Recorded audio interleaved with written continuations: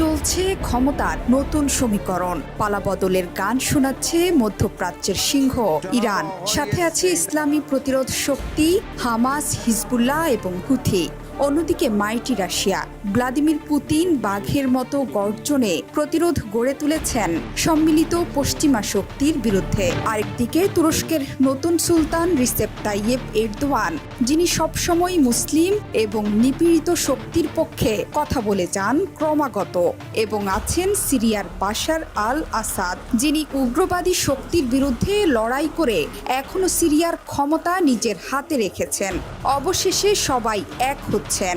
সম্ভবত নতুন এক শক্তির আবির্ভাব দেখতে যাচ্ছে পুরো বিশ্ব।